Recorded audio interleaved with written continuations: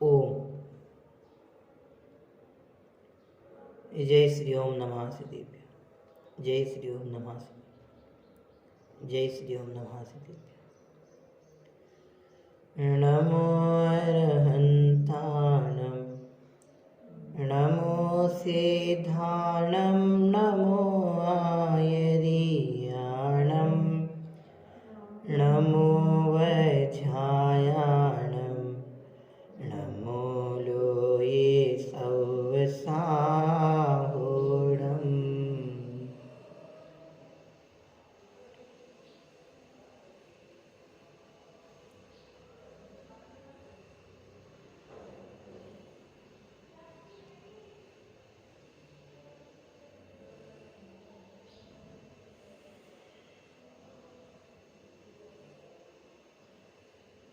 मंगलम भगवान वीरो मंगलम गौतमो गणी मंगलम कुंद कुंदार्यो जैन धर्मोस्तु मंगलम सर्वमंगल मांगल्यम सर्वकल्याणकारकम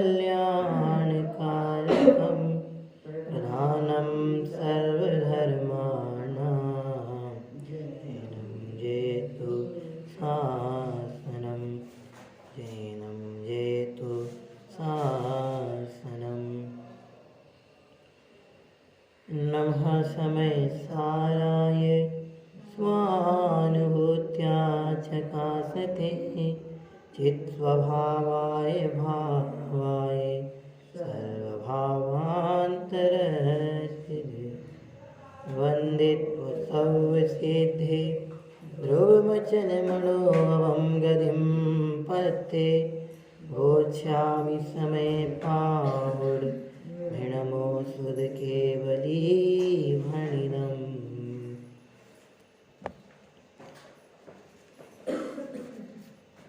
श्रीमद् भगवान कुंद कुंद आचार्य जी विरचित ग्रंथाधिराज परमागम श्री समयसार जी हमारे समक्ष विराजमान हैं। इसकी गाथा क्रमांक 14 है, अपने पूर्व रंग अधिकार की चल रही है। मूल गाथा है जो पश्यदिया पाणम अवधपुट्ठम अनन्ययम नियनम अविशेषमसंयोतम तम शोधनयं व्याणीः अनवध स्पृष्टयनन्यरुजु नियत देखे आत्म को अविशेष अनसंयुक्त उसको शोधन तो जान जो। बहुत ही सुंदर ये गाथा है। इसमें आचार्य महाराज ने 5 बोलों के माध्यम से शुद्ध नय का कथन स्पष्ट किया। वस्तुतः ये शुद्ध नय का कथन नहीं हमारा स्वभाव है, ये तो कथन शैली है, इसलिए यहाँ पे ऐसा कहा जा रहा है ना, इसलिए ऐसा कहा कि शुद्ध नय का विषय है। वस्तुतः तो ये मेरा स्वभाव है। और स्वभाव कहते किसे हैं कि जिसका कभी अभाव नहीं होए। इनका कभी भी एक समय के लिए हमसे अभाव नहीं हो। तिरोभाव होना और अभाव होना दोनों में अंतर है।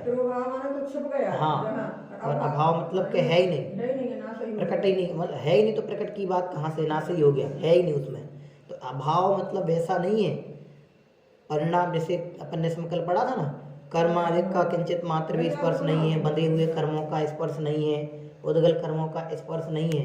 तो वस्तुतः यह ही है कि कर्म और कर्म का बंध ये दोनों मेरे स्वभाव से भिन्न है। इसमें बारंबार कह रहे ना, ये व्यवहार से भूतार्थ है। भूतार्थ गिनाए पहले, फिर अभूतार्थ गिनाए। तो जो भूतार्थ गिनाए वो व्यवहार से पहले पढ़ के है ना, व्यवहार से उसको भूतार्थ का निश्चय के सामने जब वो खड़े होते हैं तो वही ही अभूतार्थ कहने में आते हैं। पहले पढ़ के आए पूर्व की गाथा में। तो ऐसे ही इन 5 बोलों के समक्ष स्थापित किया। इन 5 बोलों के समक्ष स्थापित किया। इन 5 बोलों के समक्ष स्थापित करते करते उन्होंने क्या किया कि पहले तो ये गिना है कि उसकी जो लहरें हैं समुद्र की, सबके उदाहरण अलग अलग दिए कि समुद्र की जो उत्पन्न होने वाली लहरें हैं वे कैसी हैं। लहरों की तरफ से देखा जाए तो भूतार्थ हैं, सत्यार्थ हैं, लेकिन उसकी एक नित्य स्थिर स्वभाव की तरफ से देखा जाए तो वे कैसी हैं, अभूतार्थ हैं। असत्यार्थ हैं। ऐसे ही यहाँ पर है कि ये जो कर्म हैं, कर्म के बंध हैं, ये वस्तुतः कैसे हैं कि उसका एक समय के बंधन की ऊपर पर्याय की अपेक्षा से देखा जाए और तत्समय की पर्याय जो अपन कहते हैं उसकी अपेक्षा से देखा जाए तो वे कैसे हैं, भूतार्थ हैं, सत्यार्थ हैं। लेकिन स्वभाव की अपेक्षा से देखा जाए तो उन कर्मों का और कर्मबंध का प्रवेश मेरे स्वभाव में किंचित मात्र भी नहीं है। एक गजब व्यवस्था जैन शासन में है कि जो साथ में दिख रहे हैं, कर्म का उदय भी सामने दिख रहा है, लेकिन फिर भी क्या कह रहे हैं कि ये तेरा नहीं है। क्योंकि अगर कर्म नाश हो जाते हैं और ऐसे अगर कर्म स्वभाव में चलेगा तो स्वभाव का भी तो नाश हो जाए। हाँ, स्वभाव का नाश होता नहीं, उनका हो जाता है। इसलिए इसमें पढ़ा अपन ने कि ये कैसे हैं कि बिल्कुल कैसे हैं, भिन्न हैं। ये पूरी गाथा भेद विज्ञान को स्पष्ट कर रही है। 5 बोल के माध्यम से पूरे भेद विज्ञान को बताया है। और भेद विज्ञान अपन ने उस दिन कहा था करना नहीं है, अभी भी है ही, चल ही रहा है। क्यों? क्योंकि भेद का मतलब होता है अलग, भिन्न, उसको भासना। अब यहाँ क्या लिख रहे हैं, अपन पहले पढ़ के आए थे, ज्ञान में प्रतिभाषित होता है। ऐसा सब जगह ज्ञान में प्रतिभाषित होने का अर्थ क्या है कि ज्ञान में ये सब चीज़ें भासना। कैसी भासना? कि भिन्न भासना, कि इन सब चीज़ों का मुझ में प्रवेश नहीं है, ये है ज्ञान में प्रतिभाषित होना। पर का मुझ में प्रवेश नहीं है, ये है ज्ञान में प्रतिभाषित होना। ऐसा जब भासेगा तो वो भेद विज्ञान स्वयं नाम पाएगा। ये पूरी की पूरी गाथा भेद विज्ञान को प्रकट करे। चूँकि कथन इसमें ऐसा है कि शुद्ध नय को जान, या ऐसे इन कथनों इसके हिसाब से जानकर उसको जो कथन करे उसको शुद्ध नय जान। लेकिन ये सिर्फ कथन है, वस्तुतः तो हमारे भेद विज्ञान को पोषण प्रदान कर रहे हैं। एक एक बोल, इसका जो 5 बोल इसमें दिए हैं, एक एक बोल भेद विज्ञान की जय जयकार कर रहा है। आप देख लो, एक एक को लगा के अपन ने 5 की टीका है, 5 के उदाहरण और 5 का सिद्धांत पढ़ा है। और 5 में ही एक तर्क दिया कि स्वभाव के समीप जाने पर जाकर देखने पर ये सब कैसे हैं कि भिन्न प्रतिभाषित होते हैं। क्यों भिन्न प्रतिभाषित होते हैं? वास्तव में हैं, सुभाषित होंगे। जिसका जो स्वभाव है उसके विपरीत थोड़ी भाषित होगा, उसके विपरीत थोड़ी वो हो जाएगा। उसके विपरीत यदि भाषित हो रहा है तो ये मेरे विपरीत ज्ञान का प्रतिफल है कि मुझे यथार्थ वस्तु का अवबोध नहीं हो पा रहा है। ऐसा यहाँ से अपन को समझना चाहिए। विपरीत ज्ञान के प्रतिफल में वस्तु का यथार्थ बोध नहीं होता, या विपरीत निर्णय के प्रतिफल में वस्तु का यथार्थ निर्णय नहीं होता। तो दोनों प्रकार से समझना। ये हमारे निर्णय को सम्यकता प्रदान करा रहे हैं कि भैया हमारा वस्तुतः स्वभाव ऐसा है, इसलिए मुझे निज को कैसा जानना है कि ऐसा जानना है। पर से अन्यत्व मतलब हमने पढ़ा था कि पर से भिन्न, कि ये सब चीज़ें जो सामने प्रत्यक्ष भिन्न दिखाई दे रही हैं, जितने भी संयोग हैं। अभी चेतन बाग है ना अपना, उसके पीछे जहाँ मैं रहता हूँ उसके पीछे कल परसों जिनकी डेथ होगी रात के समय में, तो बहुत तेज रोए वो लोग। बहुत मतलब रोते हैं तो समझ जाते हैं कि कैसा रोना है। एक सामान्य रोना, एक चीख करके रोना, एक बिलक करके रोना, और एक सपरिवार रोना, एक व्यक्तिगत रोना। वो बहुत पूरे लोग रोए। उसी समय विचार आया कि देखो, जब तक अभी कुछ समय पहले जब तक कुछ नहीं था, सब हंस खेल रहे थे, अपने अपने कामों में व्यस्त थे। जैसे ही देखा कि भैया शरीर ठंडा पड़ गया, रोने लगे। एक को रोता देख सब परिवार के लोग इकट्ठे हो गए, बाहर जो थे वे अंदर आके इकट्ठे हो गए, सबने देखा, सब रोने लगे। ये है कि कोई मोह की महिमा भी कह दें, ये है कि भैया कोई भी चीज़ संसार में स्थिर नहीं है। इसलिए, और स्थिर नहीं है ये कब पता लगता है? अपने इसको ऐसा भी स्वभाव नहीं कहो, जब अपने साथ कोई घटना घटित होती है तब हमें निर्णय होता है कि भैया वो सही कह रहा था। जब तक कोई घटना घटित अपने साथ नहीं होती तब तक ऐसा लगता है, जैसे मोक्ष मार्ग प्रकाशक जी में कहते हैं, जैसे किसी दूसरे की ही बातें कर रहा है। ये ऐसा लगता है। जब वो अपने साथ घटनाएं घटित होती हैं तब लगने लगता है। गैया है, अभी 4 कुत्ते, छोटी सी बच्ची चेतन बाग में रख रखी है, अभी कल ही वो 4 कुत्ते उसको खींच रहे थे, ले आए। शेर से भी ज़्यादा नुकीले दांत होते हैं कुत्ते के, वो 4 कुत्ते मिलके खींच रहे, तो जैसे जैसे बचा के उसको अंदर रखा। हालत ऐसी है, पता नहीं अभी चली जाए कभी चली जाए। ये है, इन सब चीज़ों को देख करके लगाना पड़ेगा कि मेरा स्वभाव इन सब पर्यायों से कैसा है। पार है पर्यापन पढ़ते हैं, पर्यायों के पार देख ले आप स्वयं भगवान रे। ये है वितराग भगवंतों का मार्ग की खुद तो भगवान बने ही है, सबको भगवान देख रहे हैं, सबको भगवान बता रहे हैं, और सब भगवान बन सकते हैं ऐसा गुणगान करा रहे हैं। और कहीं नहीं है व्यवस्था। सब में ऐसा कहते हैं कि भैया आके उस परम ब्रह्म में जाके मिल जाओगे। सब में ऐसा कहते हैं कि जो एक परम पुंज प्रकाश तत्व है जाके उसमें मिल जाओगे। लेकिन हाँ, एक जैन शासन ही ऐसा है कि भैया जैसा मेरा स्वभाव है वैसा तेरा स्वभाव है, वैसा ही संसार के अनंत जितने जीव हैं उन सबका स्वभाव है। इसलिए स्वभाव के समीप जा करके देख, हमें अपनी सामर्थ्य का अपने आप प्रतिभासन हो जाएगा। शक्तियों की पहचान के लिए क्या करना पड़ता है? अपने स्वभाव के समीप जाकर देखना पड़ता है।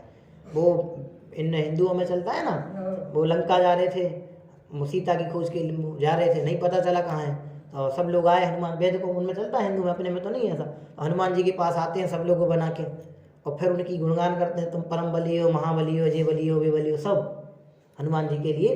और फिर उनको अपनी शक्ति का भाव अंदर से, हाँ मुझ में भी ऐसी शक्ति है। तो अपन अपनी विक्रिया रिद्धि बोलते हैं कि उतना बड़ा शरीर बना लेते हैं, समुद्र को लांग के जाते हैं, और वे उनके में शरीर बहुत बड़ा हो जाता है, बलिष्ठ बल के धारी पवन पुत्र हनुमान, ऐसा पूरा उन्होंने गीत लिखा है उसमें, जो रामानंद सागर जी हैं उन्होंने। तो वे बहुत बड़ा शरीर बना लेते हैं, चले जाते हैं। मुझे तो कथानक नहीं बताना, मुझे तो ये बताना है कि जब 5 लोग आकर के कहते हैं कि आप में ऐसी शक्ति है, वे देखते हैं तो उन्हें अपनी शक्ति की भावभावना होती है, और उसके प्रतिफल में भी अपने शरीर को बलिष्ठ करते हैं, बढ़ा लेते हैं, और बढ़ाने के बाद लंका पार करके सीता का पता निकाल के ले आते हैं। तो वो कैसे पता चला कि मैं इतना बल का धारी हूँ? कि भैया जो दूसरों ने कहा कि तुम ऐसे बल के धारी हो, तो उन्होंने तदनुरूप जाना कि मैं ऐसे बल का धारी हूँ। अब यहाँ तो ले लो, अब जैसे विष्णु कुमार महाराज, हाँ उनका भी देख लो, पता नहीं था, उनको बताया दूसरे महाराज ने आके, उन्होंने हाथ बढ़ाया, देख प्रैक्टिकल करके देखा। तो ये कैसे हुआ कि भैया अपने समीप जाकर के देखने पर सारी सुविधाएं बराबर व्यवस्थित पता चल जाती हैं। ऐसे ही यहाँ है कि मुझे मेरी संपत्ति की भाववासना कब होगी कि जब जैसा आचार्य महाराज ने बताया है, कल कहा था अपन ने कि बारंबार अभ्यास करते हुए जाएंगे तो वो हमें पता चलेगा। ऐसे ही इस समीप शब्द बहुत अच्छा है। समीप अर्थ में समीप इसका ही बोधा कि अपने आप में नजदीकी। दूध समीप का मतलब यही होता है कि अपने आप में नजदीकी, 100 से नजदीकी, इसका नाम है बिल्कुल समीप, मतलब बिल्कुल पास में, नजदीक, कहीं नहीं जाना। हमारे अपन बोलते समीप आके बैठो, पास में आकर के, पास में आकर बैठो मतलब यहाँ वहाँ मत बैठो, मेरे पास आके बैठो, दूर मत बैठो। ऐसे आचार्य महाराज ने अत्यंत करुणा बुद्धि पूर्वक कहा कि स्वभाव के समीप जाकर देखने पर। ये 5 बोलों में पूरा स्पष्ट कर दिया, पूरा भेद विज्ञान पोषित कर दिया। इस दृष्टि से विचारना। क्या लिखा था? गाथार्थ पढ़ के अपन भावार्थ पढ़ेंगे। जो नए आत्मा को बंध रहित और पर के स्पर्श से रहित, अन्यत्व चला चलता रहित, विशेष रहित, अन्य के संयोग से रहित, ऐसे 5 भाव रूप से देखता है, उसे हे शिष्य तू शुद्ध नए बेजानी ही जानो। ठीक है, अब इसका भावार्थ देखना है अपन के लिए। कल अपनी टीका हो गई थी, आज अपन इसका भावार्थ प्रारंभ कर रहे हैं। आत्मा 5 भावार्थ पेज नंबर 44 पर। आत्मा 5 प्रकार से अनेक रूप दिखाई देता है। क्या लिख रहे हैं? आत्मा 5 प्रकार से अनेक रूप दिखाई देता है। 5 कौन से प्रकार हैं? अभी अपन पढ़ेंगे। ये 5 बताए ना कि ये इसे स्वभाव का धारी है। वस्तुतः आत्मा ऐसा नहीं है। आत्मा में ज्ञान है लेकिन सिर्फ ज्ञान वाला आत्मा नहीं है। आत्मा में दर्शन है लेकिन सिर्फ दर्शन वाला आत्मा नहीं है। आत्मा में सुख है लेकिन सिर्फ सुख वाला आत्मा नहीं है। तो फिर क्या है कि आत्मा ज्ञान दर्शन आदि अनंत गुणों का गोदाम है, ऐसा। ठीक है, पेज नंबर 44 पर आत्मा 5 प्रकार से अनेक रूप दिखाई देता है, वस्तुतः है नहीं। कैसे नहीं? दादी अपन ने क्या कहा अभी कि आत्मा में ज्ञान है लेकिन सिर्फ ज्ञान वाला आत्मा नहीं है। कहा ऐसे ही जाएगा कि ज्ञान जो ज्ञान सो आत्मा, आत्मा सो ज्ञान, लेकिन वो एक समझाने के कथन की अपेक्षा से है। जो गुण प्रकट हैं उन प्रकट में भाषित हो जाते हैं कि दिख जाते हैं, उनका कार्य दिख जाता है, तो उनके आधार से समझाने के लिए ऐसा कहा जाता है कि आत्मा ऐसा है, लेकिन सिर्फ उस गुण वाला ही आत्मा नहीं है, मुझे ये कहना है। तो ऐसे ही यहाँ पर क्या लिख रहे हैं कि 5 प्रकार से अनेक रूप दिखाई देता है। तो ये 5 गिनाए ना, तो इतना ही आत्मा नहीं है। उन्होंने पहले दिन ही कथन किया था कि 5 वाला ही आत्मा नहीं है। ऐसे अनंत गुणों का संग्रहित पदार्थ है आत्मा। वो आत्मा कौन है? अपन पढ़ते हैं कि कितने अनंत हैं? अनंत का भी कोई अनंत नहीं है, इतने अनंत गुण है आत्मा में। अनंत का भी कोई अनंत नहीं है, इतने अनंत गुण है आत्मा में। अब ऐसा आत्मा कोई दूसरा नहीं है, ऐसा आत्मा मैं हूँ। करोड़ जो बच्चा होता है छोटा सा, उसके पिताजी मर जाते हैं, पिताजी पत्र दे के जाते हैं, कथानक सुना होगा सबने। तो बच्चा बड़ा हो जाता है, धीरे धीरे बहुत दिनहीन कमजोर रहता है, गरीब रहता है, खाने पीने के लाले पड़ते हैं। तो एक दिन वो अपने बड़ा परेशान हो जाता है बच्चों से। तो बच्चे बोलते हैं तुम्हारे पिताजी के मित्र, आपके पिताजी के दादाजी के मित्र जो थे उनके पास जाओ, हो सकता है वो कोई तुम्हारी सहायता करें। वे जाते हैं उनके पास, माँ पूछते हैं, सारी बात रखते हैं। अरे कैसी बात करते हो, तुम खुद एक समय में हमसे बड़े बन सकते हो, ऐसा कैसे हो सकता है। बस एक वचन दो हमारे लिए, जितने विपरीत मार्ग में लगे हो, उल्टे सुल्टे मार्ग में लगे हो, भी सब छोड़ दो, फिर हम तुम्हें एक ऐसी चीज़ देंगे कि तुम हमसे बड़े बन जाओगे। अच्छा चलो ठीक है, आज से सब छोड़ दिया हमने। वो सब छोड़ देता है। ये है तुम्हारे पापा की, पिताजी की वसीयत। वे लिख के दे के गए थे कि इस पे लिखा है कि घर के इस मकान के चिन्ह के नीचे इसको गड्ढे में गड्ढा करना, वहाँ पे सब कुछ दबा हुआ है। वो जाके जाता है, देखते, निकाल के दे देता है। वो एक समय बाद ही, पहले एक समय पहले ऐसा हो, दूसरे समय वो सोचता है कि हमारे पापा ऐसा क्यों करके गए। तो वो उत्तर देता है उसका पिताजी का मित्र कि भैया उनने समझ गया कि पिता की छाया जिस पुत्र से हट जाए तो साधक पुत्र कैसे हो जाते हैं कि उन मार्ग में परिवर्तन करने लगते हैं। कहीं मेरे पुत्र की भी ऐसी अवस्था हो गई तो ये सब बर्बाद करके रख देगा, फिर इसके पास कोई साधन जगत में नहीं बचेगा। इसलिए भरोसेमंद व्यक्ति पर, मित्र पर अपना भरोसा करके वह वसीयत लिख के दे के जाता है, और वह वसीयत आज तुम्हारे इसमें काम आ गई। ऐसे ही पंच परमेष्ठी भगवंतों का काम हमें बता रहे हैं। परमात्मा कर लो और मार्ग करके निकल जाओ। यहाँ लिख दिया उन्होंने। वो कब पता चला कि मैं करोड़पति हूँ? करोड़पति तो पहले भी था, लेकिन पता नहीं था उसको। संपत्ति तो उसके घर में थी, लेकिन उसको पता नहीं था। दूसरे ने जाके, एक विवेकवान व्यक्ति ने, बुद्धिमान व्यक्ति ने जाकर के उसको बता दिया, उसके घर में निकलवा दी। तो कैसा हो गया कि पहले समय में कुछ नहीं था, दूसरे समय में करोड़पति हो गया।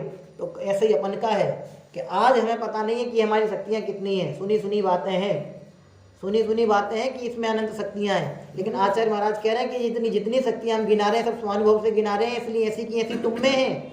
तो ऐसा निर्णय करके अपन भी एक बार उस पर झुक जाओ, एक बार अपना रुझान उस पर केंद्रित कर दो, तो निश्चित ही हमें भी भगवान बनने में देर नहीं लगेगी।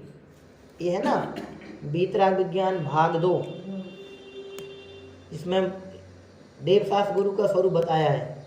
उसमें ऊपर एक लाइन लिखी है, शब्द थोड़े इधर उधर हो सकते हैं, कि ये देवशास्त्र गुरु भगवान हमें मार्ग बता के गए, देव गुरु भगवान हमें मार्ग बता के गए हैं, इसके अनुरूप चलेंगे तो हम भी इनके समान बनेंगे। यह इनके मार्ग बताने का लाभ है। देवशास्त्र द्वारा बताए हुए मार्ग पर चलकर हम भी सुखी हो सकते हैं। हाँ, ऐसा शब्द है उसमें, हम भी सुखी, इनके बताए हुए मार्ग पर चल के हम भी। भाग 2 का है, देवशास्त्र गुरु वाला पाठ है ना, जिसमें गाथाएं दी हैं श्रावकाचार्य जी, उसमें ही लिखा है। शब्द थोड़े इधर के उधर हैं। तो ऐसे ही यहाँ पे है कि अगर हम उनके बताए हुए मार्ग के अनुरूप चलेंगे, तो ये जो लिख रहे हैं ना कि आत्मा अनंत गुण संपन्न है, तो वो अपन को प्रत्यक्ष भासेगा। जब अब ये ऐसा लगाओ आप, जैसे आपके पास 1 करोड़ रुपए हो, ठीक है ना, आपको पता नहीं है कि आपके पास 1 करोड़ रुपए हैं, और आपके बाबूजी ने या किसी ने आपको बता दिया भैया अपने पास 1 करोड़ रुपए रखे हैं। जिस समय तक आपको पता नहीं था, उस समय तक आपको कोई लेना देना नहीं था, और जैसे ही आपके दिमाग में क्लिक हुआ कि मेरे घर में 1 करोड़ रुपए रखे हैं, उसी समय से आपको ऐसा होने लगता है कि मैं करोड़पति हूँ। वो जो 1 करोड़ रखे उन पर बराबर से मेरा भी अधिकार है। लगने लगता कि नहीं लगने लगता? ऐसे यहाँ पर है कि अभी तक हमें पता नहीं था, आज हमें पता चल गया है। पता चलने के उपरांत अब हमें बस इतना सा करना है कि जैसा वहाँ अपनत्व हो जाता कि वो 1 करोड़ रुपए मेरे हैं, ठीक वैसा ही यहाँ पे अपनत्व हो जाए कि ये जो गुण गिनाए जा रहे हैं सारे के सारे मेरे, मुझसे भिन्न नहीं है, और जो भिन्न गुण है उनका, जो भिन्न द्रव्य है उनके गुणों का मुझ में प्रवेश नहीं है। ऐसा भासेगा तो समझना कि जो लिखा है स्वभाव के समीप पर से भिन्न, ये आपको प्रतिभाषित होने लगेगा, जिसको यहाँ भेद विज्ञान नाम है। पूरी भेद विज्ञान को पोषित करती हुई गाथा है, और एक भेद विज्ञान ही ऐसा ब्रह्मास्त्र है जो हमारे संसार ब्रह्म को प्रदान कराने में सहायक है। बिना भेद विज्ञान के आज तक कोई सिद्ध नहीं हुआ। एक कलश है, कौन सा कलश है? सिद्धा सिद्धा ये किल केचना। जितने सिद्ध हुए हैं, हाँ, जितने सिद्ध हुए हैं वे सब भेद विज्ञान से हुए हैं, भेद विज्ञान के बल से हुए हैं। बिना भेद विज्ञान के आज तक कोई नहीं है, और जितने संसार में बंधन को प्राप्त हो रहे हैं वे बिना भेद विज्ञान के हो रहे हैं। अब क्या करना? क्या भेद विज्ञान करना। कैसे करना? कि इसको आधार बना करके करना। लिख दिया यहाँ पे, आत्मा 5 प्रकार से अनेक रूप दिखाई देता है, लेकिन होता नहीं है। आत्मा तो आत्मा ही है, आत्मा में भेद नहीं है। क्यों? भेद सो व्यवहार अपन पढ़ के आए थे। व्यवहार में ऐसे कहा जाएगा जी बहिरात्मा, अंतरात्मा, परमात्मा, तमाम भेद जो गिनाए जाते हैं, फिर उनके भी भेद गिनाए जाते हैं, फिर इस पर्याय वाला, उस पर्याय वाला, ये सारे भेद कहे जाएंगे, लेकिन मैं उन भेदों से पार हूँ, उन भेदों वाला मैं हूँ नहीं। भेद देखेंगे तो भेद विज्ञान को प्राप्त नहीं होंगे। क्या कहा? भेद देखेंगे तो भेद विज्ञान को प्राप्त नहीं होंगे, भिन्न देखेंगे तो वह भेद विज्ञान नाम पाएगा। भेद और भिन्न में अंतर है, क्योंकि शब्द की दृष्टि से देखेंगे तो ज्यादा कोई अंतर नहीं निकलेगा, दोनों शब्दों का एक ही अर्थ निकलेगा, भेद मतलब अलग, भिन्न मतलब भी अलग। लेकिन यहाँ जो भेद अपन ने पढ़ा था ना, भेद मतलब विशेष, तो अपन लोग विशेष जो पर्याय इसकी बन रही हैं जीव की, उन वाला उसको देखेंगे तो बहुत प्रकार की समस्याएं उत्पन्न होंगी। इस भेद, यहाँ भेद की बात नहीं है, यहाँ भिन्न देखने की बात है। यहाँ लिखा है इन्होंने कि अनेक रूप दिखाई देता, अनेक रूप दिखाई देता मतलब विविध प्रकार की पर्याय होती है ना, तो उन पर्यायवान दिखाई देता है, लेकिन वह पर्याय वाला है नहीं, उस पर्याय वाला नहीं है। उस पर्याय में भी वह कैसा है कि अभेद अखंड तत्व ही है। तो हमें दृष्टि उस पर्याय पे नहीं करनी है, हमें दृष्टि उस अभेद अखंड तत्व पे करनी है, जो उस ये जान रहा है कि ये पर्याय उत्पन्न हुई है, या ये जो पर्याय बनी है वो मैं हूँ, ये जो जानने की जिसमें सामर्थ्य है उस पर हमें दृष्टि करने का प्रयत्न करना है। तो यहाँ लिखा है यहाँ पे कि आत्मा 5 प्रकार से अनेक रूप दिखाई देता है, लेकिन है नहीं। अब इनको आगे कहेंगे। नंबर 1, अनादि काल से कर्म पुद्गल के संबंध से बंधा हुआ कर्म पुद्गल के स्पर्श वाला दिखाई देता है। क्या लिखा? कर्म पुद्गल के संबंध से बंधा हुआ होने के कारण कैसा दिखाई देता है? कर्म पुद्गल के स्पर्श वाला दिखाई देता है, होता नहीं है। अभी सब में लगाना अपन को, दिखाई देता है लेकिन होता नहीं है। जैसे कितने द्रव्य है? 6 द्रव्य। 6 द्रव्य में सामान्य गुण तो बराबर है और सबके विशेष गुण अपने अपने हैं, लेकिन अपन अग्रु लघु गुण की परिभाषा पढ़ते ना, एक गुण दूसरे गुण रूप नहीं होता, एक द्रव्य दूसरे द्रव्य रूप नहीं होता, उसमें आता है ना एक गुण दूसरे गुण रूप नहीं होता। ऐसे ही यहाँ पे है कि जीव द्रव्य में भी जो गुण है ना, ज्ञान गुण है, दर्शन गुण है, तो ज्ञान गुण दर्शन गुण रूप नहीं होता, दर्शन गुण ज्ञान गुण रूप नहीं होता। ऐसे सभी अनंत गुणों का लगाना, जब एक द्रव्य के स्वयं के गुण मिलकर के एक दूसरे में एक रूप नहीं होते, तो एक द्रव्य के गुण अन्य द्रव्य के गुणों से मिलकर के एक रूप कैसे हो सकते हैं? यहाँ लिख रहे हैं ना कि अनादि काल से कर्म पुद्गल के संबंध से बंधा हुआ कर्म पुद्गल, तो कर्म कौन सा पुद्गल है? जड़ है, तो जड़ का इस गुण क्या है? स्पर्श। तो स्पर्श का जीव के साथ स्पर्श कैसे हो सकता है? जीव के गुणों के साथ प्रवेश कैसे हो सकता है? जीव के गुणों के साथ मिलान कैसे हो सकता है? दिखता है, कहने में आता है, लेकिन होता वस्तुतः ऐसा होता नहीं है।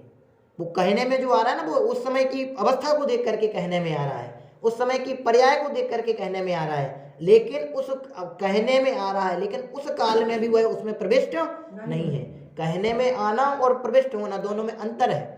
वो उस समय में भी भिन्न ही है, वो अपनी निसत्ता में है, वो अपनी दोनों की सत्ताएं भिन्न भिन्न है। यदि दोनों की सत्ता एक हो जाए, मिल जाए, उसमें हो जाए, तो फिर कुछ बचे ही नहीं, सब बिल्कुल अफरा तफरी मच जाए पूरी दुनिया में। इसलिए यहाँ लिख दिया है इन्होंने कि स्पर्श वाला दिखाई देता है, होता नहीं है। अगला, कर्म के निमित्त से होने वाली नर नारक आदि पर्यायों में भिन्न भिन्न स्वरूप से दिखाई देता है। क्या कह रहे हैं? नर नारक आदि पर्यायों में भिन्न भिन्न स्वरूप से दिखाई देता है। विविध प्रकार की पर्याय होती हैं और उन पर्याय वाला कहते हैं, कुत्ते को कुत्ता कहते हैं, ये कुत्ता है, गाय को गाय कहते हैं, घोड़े को घोड़ा कहते हैं, मनुष्य को मनुष्य कहते हैं, लेकिन उन सब के अंदर जो विराजमान जो जीव है वो तो एक समान ही है। उसकी उस जीव की मुख्यता या जो आरोप आ रहा है उसकी वर्तमान पर्याय के कारण से आ रहा है, लेकिन वह ही जीव जो पर्याय, जिस पर्याय को प्राप्त हुआ पर्याय जीव है ऐसा नहीं है। वह तो क्षणिक है, कुछ समय के लिए, जितना जिसका आयुष्य है उस तदनुसार आयुष्य के अनुसार वह वहाँ स्थिर रहेगा। जैसे उसका आयुष्य पूर्ण होगा उसके बाद क्या हो जाएगा कि वो चला जाएगा मतलब दूसरी पर्याय को प्राप्त हो जाएगा। तो यहाँ क्या लिख रहे हैं कि नर नारक आदि पर्यायों में भिन्न भिन्न स्वरूप से दिखाई देता है। अपने में तो ऐसी व्यवस्था है कि पर्याय बदल जाती है, परिवर्तित होती है, पर्याय स्थिर नहीं है, लेकिन दूसरों में ऐसी व्यवस्था है कि कुत्ता है तो कुत्ता यदि अच्छे भगवान की भक्ति उपज गई तो वो कुत्ता ही बन के सीधा चला जाता है ना। ये सवेद को हम पढ़ते हैं ना, ऐसा चला जाता है वो ब्रह्म, वो क्या कहते हैं उसमें, वो परम पुरुष है, बड़ा जो शक्ति का नियंता है, जो उसमें ऐसा चले जाते हैं सब। प्रविष्ट हो जाते हैं, उसमें समाहित हो जाते हैं सब पूरी सृष्टि के जीव जो उनकी भक्ति के अनुसार परिणमते हैं। अपने में ऐसी व्यवस्था नहीं है। यहाँ क्या लिख रहे हैं कि इस पर्यायों से भिन्न भिन्न स्वरूप से दिखाई देता है। चाहते तो अपन भी वैसे ही हैं कि काश ऐसी व्यवस्था होती, तो इतना थोड़ी पढ़ना पड़ता दादी जी, तो ऐसा भी नहीं पढ़ना पड़ता कि मैं समय सारों में इनसे भिन्न हूँ। क्यों? क्योंकि बस जब डायरेक्ट व्यवस्था होती तो इतना मार्ग कौन समझता और इसकी आवश्यकता क्या को पड़ती। लेकिन वो सीधी व्यवस्था नहीं है, वो तो सिर्फ एक मिथक परिकल्पना है। और यदि और उनके यहाँ तो सत्ता में तुम्हारी जीव की सत्ता ही नष्ट हो गई, हमारे यहाँ सत्ता नष्ट थोड़ी है। हाँ, अपने यहाँ तो भिन्न सत्ता है, स्वतंत्र सत्ता है और सबकी एक समान सत्ता है। किसी की सत्ता में कोई कमबड़ घटी बड़ी नहीं है। जैसे उनके में तो नियंता बताया तो वे परम शक्तिमान बताए हैं कि उनके समान दूसरा कोई शक्तिमान नहीं है, इसलिए सब जाके उसमें प्रविष्ट हो जाते हैं। लेकिन अपने में तो ऐसा कहते हैं, अपने में कहते हैं मतलब सत्यतः ऐसा है, वस्तुतः ऐसा है कि प्रत्येक जीव की सामर्थ्य समान है। प्रत्येक जीव अनंत गुणों से संपन्न है, कोई कमतर नहीं है, कोई किसी से हीन नहीं है। यदि एक जीव द्रव्य दूसरे जीव द्रव्य से अधिक या हीन हो जाए तो फिर शेष क्या रहा? कुछ भी नहीं रहा। व्यवस्था है ना, दासो हम, हमारे यहाँ भगवान स्वरूप। हाँ, बड़े पंडित साहब इसको कहते हैं दासो हम, अरे उदासो हम। संसार शरीर भोगों से उदास हो, फिर कहीं दास बनने की आवश्यकता नहीं पड़ेगी। कहते जरूर है कि हम तो मुनिराजों के दासानुदास हैं, भगवान के दासानुदास हैं। वो एक भक्ति परक कथन है, गुणानुवाद रूप कथन है, लेकिन वस्तुतः तो अपन भी उनके समान भगवान हैं। ऐसा हम नहीं कह रहे हैं, ऐसे जो भगवान बन गए वे खुद कह के गए हैं। नहीं तो अपन अपनी प्रशंसा अपने मुँह मियाँ मिट्ठू नहीं बन रहे हैं, ये भी खुद कह के गए हैं। उनकी भगवंतों की वाणी में ऐसा आया है कि भैया जैसे हम बने हैं भगवान वैसे आप भी हो, जैसी शक्तियाँ हमारी प्रकट हुई हैं वैसी शक्तियाँ आप में भी हैं। जिन शक्तियों की संपन्नता मुझ में थी उन शक्तियों की संपन्नता तुम्हारे में भी है। बस प्रकटता की बात है। आप भी ऐसा करेंगे तो आप भी हमारे समान ऐसे बनेंगे। तो ये तो कितना सुविधा वाला मार्ग है। एक भगवान दूसरे को ये कहे कि भगवान आओ। वो एक बार मैंने कहा था कि अपन भगवान के दर्शन करने जाते हैं, वहाँ कहते हैं कि तुमसे लागी लगन, तो भगवान कहते हैं हे भगवान ले लो अपनी शरण। वो पढ़ते हैं अपन कौन सी स्तुति है पार्श्वनाथ भगवान की। हाँ, वे अपने भगवान अपन से कहते हैं कि अपनी ले लो शरण, फिर हमारी शरण में नहीं आना पड़ेगा। लेकिन अपन को उसमें मजा आता है कि भगवान जय पारस जय पारस जय पारस स्वाहा। लेकिन उसमें बात नहीं है, उसमें आनंद नहीं है। आनंद यहाँ से है कि भैया स्वरूप भिन्न दिखाई देगा तो आप भी अनंत सुख को उपलब्ध होंगे। यहाँ लिख रहे हैं कि नर नारक आदि पर्यायों में 2 बार लिखा है भिन्न भिन्न स्वरूप से दिखाई देता है। दिखाई देता है, दोनों अर्थ लगाना। पहले दिखाई देता है तो ऐसा इसलिए कहा कि उनका उनमें प्रवेश नहीं है। दूसरा प्रत्यक्ष में दिखाई देता है। क्यों दिखाई देता है कि आज तक यह जीव जिन जिन पर्यायों को प्राप्त हुआ है उन पर्यायों में से आज तक किसी एक भी पर्याय में नहीं रोका। सारी की सारी पर्यायें प्राप्त आयु के अनुसार उसको परिवर्तित हुई हैं। तो ये जो पर्याय प्राप्त हुई है ये पर्याय भी स्थिर रहने वाली नहीं है। जब यह पर्याय स्थिर रहने वाली नहीं है तो उसी प्रकार से भी जो पर्याय हुई थी उन पर्याय वाला मैं नहीं हूँ तो इस पर्याय वाला भी मैं नहीं हूँ। ये ऐसा अपन को यहाँ से सोचना पड़ेगा। यहाँ पे अपना एकत्व ममत्व कर्तव्य तो भुक्त सब पड़ा है, तो अब यहाँ से सोचना पड़ेगा अपने को कि भैया ये जो एक है ऐसी अनेकों पर्याय हम धारण कर चुके हैं और अनेकों पर्याय अनेकों बार धारण कर चुके हैं। ये पर्याय भी कईयों बार धारण किए, लेकिन अब हमें थोड़ी सी सद्बोधि जगी है आचार्यों की भगवंतों की वाणी के अनुसार कि भिन्न भिन्न स्वरूप से दिखाई देता है। तो अपन को वो स्वभाव के स्वरूप जाकर के समीप जाकर के देखेंगे तो वो भिन्न भिन्न दिखाई देंगे और हम ऐसा सोचेंगे कि नहीं भैया ये तो अपने ही है, इस पर ही ममत्व बनेगा, इसमें ही एकत्व स्थापित होगा तो भिन्न नहीं देख पाएंगे। थोड़ा सा तो पुरुषार्थ करना पड़ेगा, थोड़ी सी तो इसके अनुसार विचार करना पड़ेगा। जब तक वो सद्विचार नहीं बनेंगे अपने तब तक निर्णय को प्राप्त नहीं होंगे, तब तक वो अपने भाषित होगा। आप देखना वर्तमान में भी होता है, साधु संत होते हैं, ये बहुत कोहरा गिर रहा होता है तो लोग तो 2-2 4-4 उड़ के जाएंगे, महाराज लोग ऐसे चले जाते हैं। ऐसे पहले होता था कि जंगल में रहते, कोई व्यवस्था नहीं थी। आजकल तो गृह में वास होने लगा, नगरों में रहने आने लगे वहाँ महाराज, सारी व्यवस्थाएं समय के अनुसार। लेकिन पहले जंगलों में रहते थे, सब प्रकार की समस्याएं मतलब होती थी, अपने अनुसार समस्याएं कहे, लेकिन फिर भी वे सारी प्रतिकूलताएं, उनको शीत की हो, उष्ण की हो, बरसात की हो, कोई भी समस्या प्रतिभाषित नहीं होती है। खड़े हैं, वो भयंकर गर्मी हो तो पहाड़ की चोटी पे जाके खड़े हैं, तपती शिलाओं पे खड़े हैं। भयंकर सर्दी हो तो वृक्ष के नीचे खड़े हैं, बरसात हो तो वृक्ष के नीचे खड़े हैं। ठंडी हो तो नदी के किनारे जाके बैठे हैं, आत्म ध्यान में मस्त हैं। नदी के किनारे बैठने के उपरांत भी प्रतिकूलता भाषित नहीं होती है, लोग जाके कंबल उड़ा देते हैं, ऐसे ऐसे कथन है ना, कई कंबल उड़ा दो, महाराज को ठंड लग रही होगी आग जला दो, लेकिन उन्हें आग से कोई मतलब नहीं, नदी से कोई मतलब नहीं, अंतरंग मस्ती जो चढ़ी है उस मस्ती का प्रतिफल है कि उन्हें बाहर की प्रतिकूलताएं भाषित नहीं होती और अनुकूलताएं बाहर की उन्हें अच्छी नहीं लगती। तो वो कैसे हुआ कि वो भिन्न देखा ना, उनने भिन्न देखा ना कि मैं इन सबसे भिन्न हूँ, मैं इस पर्याय वाला नहीं हूँ। ये जो अनुकूलता प्रतिकूलता भाषित हो रही है ये इसके कारण, इस एकत्व महत्व के कारण हो रही है। वास्तव में तो मैं इन सबसे भिन्न हूँ, यहाँ लिखा है भिन्न भिन्न दिखाई देता है। तो ऐसा अपने को विचार करना चाहिए, तो बाहर की अनुकूलताएं प्रतिकूलताएं अपने को भी अनुकूल प्रतिकूल भाषित नहीं होगी। वो अनुकूलता प्रतिकूलता भाषित होती ना, इसलिए अपने को वो सुख दुख भाषित होने लगता है कि ऐसा है ऐसा है। वो अनुकूलता प्रतिकूलता भाषित नहीं हो ना, स्वाभाविक दृष्टि हो और यथार्थ बोध को अपन प्राप्त हो, जो वस्तु का स्वरूप है, जो वस्तु व्यवस्था है वह अपने को व्यवस्थित निर्णीत हो ना, तो ये सारी व्यवस्थाएं अपने आप अपने को समझ में आ जाए। लेकिन समस्या थोड़ी सी जटिल है, अपना जो मोह है ना, उस मोह के कारण अपने निर्णय नहीं कर पाते कि वास्तव में ऐसा है। सुन रहे हैं, पढ़ रहे हैं, लेकिन वो निर्णय का अभाव है ना, उस निर्णय के अभाव में आनंद का अभाव है। आनंद का गोदाम है, आनंद सुख है ना, सुख का हो, आनंद का हो, वो है लेकिन ले नहीं पा रहे हैं। है 10 करोड़ रुपए रखे हों, पता नहीं है तो आनंद नहीं ले पाते। और जैसे कोई बता जाए, अपन समझ लें कि रखे हैं और निर्णय ले लें, तो फिर तब कितना आनंद आता है। कोई भी आए, भैया तुम तो कमजोर, काहे कि कमजोर, हम भी करोड़पति हैं, तत्काल निकलता है। वो कैसे निकलता है? तो वो निर्णय हो गया ना, आपको निर्णय से पता चल गया आपको कि हमारे पास 10 करोड़ है। उस निर्णय का प्रतिफल है कि कोई आकर के अब कह नहीं सकता, आपको गलती से भी नहीं कह सकता कि आप गरीब हैं, आपके इधर खाने को नहीं है, कोई नहीं कह सकता। क्यों? क्योंकि अब आपके पास बल आ गया है। काहे का बल आ गया है? पैसे का नहीं, उस निर्णय का। उस निर्णय का प्रतिफल है कि आप करोड़पति हैं, उस निर्णय का फल है कि आप उसका आनंद ले पा रहे हैं। और जो लोग ऐसे होते हैं ना कि बहुत अथाह संपत्ति हो, लेकिन मन में ऐसे है कि भैया लोभमय वृत्ति जिनकी होती है, तो वो लोभमयी वृत्ति वाले नहीं ले पाते आनंद, और चाहिए, तो प्राप्त का भी आनंद नहीं ले पाते। क्यों नहीं ले पाते? संपत्ति तो उनके पास भी है कि एक निर्णय को प्राप्त नहीं है। मुझे तो ये कहनी है कि निर्णय के अभाव में आनंद का भी वेदन नहीं हो पाता है। निर्णय के अभाव में ही जीव दुखी होता है। यहाँ वो निर्णय कराया जा रहा है कि नर नारक आदि पर्यायों से भिन्न भिन्न स्वरूप से दिखाई देता है नहीं, वस्तुतः है ऐसा। प्राप्त पर्याय की जो प्राप्त पर्याय है, इस पर्याय से भी मैं भिन्न हूँ, ऐसा जब जानेंगे तो इससे जुड़ी जितनी समस्याएं हैं, समझना, अब चाहे वो द्रव्य कर्म जनक कह लो, भाव कर्म कुछ भी कह लो, तो वे सारी समस्याएं मेरी नहीं है। और इससे जो हमने अच्छा पना मान रखा है, जो अनुकूलताएं मान रखी हैं, देह और देह से जुड़ी हुई, वे सारी हमारी नहीं है।